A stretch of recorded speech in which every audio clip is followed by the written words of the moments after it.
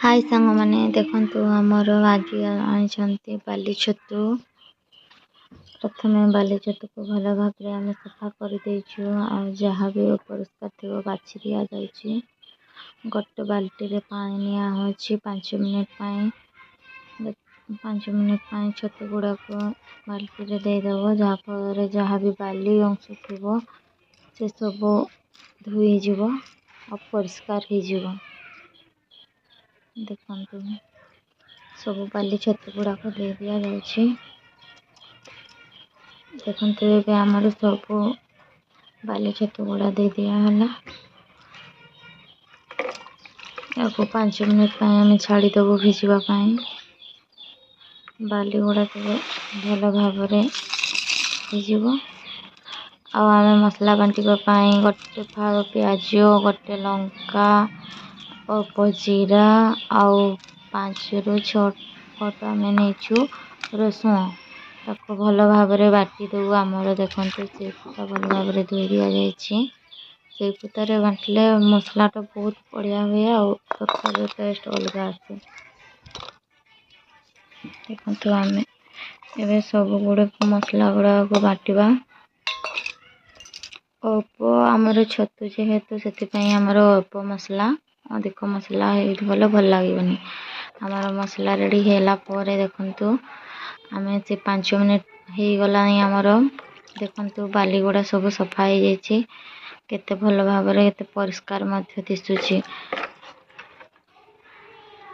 भल भाव चिपुड़ी चिपुड़ी गोटे थाई रे रखिदबो कारण अधिक पानी जीवनी नहले छतु गुड़ाक मसला से छाड़ला भल लगे भल हेनी पानी अंश अधिक थी। आम एपटे निया जाऊ कड़े बसी देखिपे मोर छतु जहाँ जहाँ आवश्यक अच्छे सब आमर पाखे रखीचु। एवं कड़े गरम हो जाए देखु भल भाव गरम है अल्प तेल निया जाए सोरष तेल तेल को छाड़ीदे किसी समय गरम होगापाई। देखु आमर किसी समय गला मसला देदेव एवं भल भाव तेल आमर गरम हो जाए मसला को छाड़ी दिया तेल आमर के भल भाव गरम हो मसला को छाड़देला साहय आम भल भाव गड़े दिगला तेल सहित। देखु आमर किसी समय गला मसला तेल अलग हो गला आ किसी समय आम भल भाव गड़े दि जाऊँगी। अल्प पानी मसला लगे पानी देती मसला रेडी हो जाए जहाँफल मसला भल भाव सीझी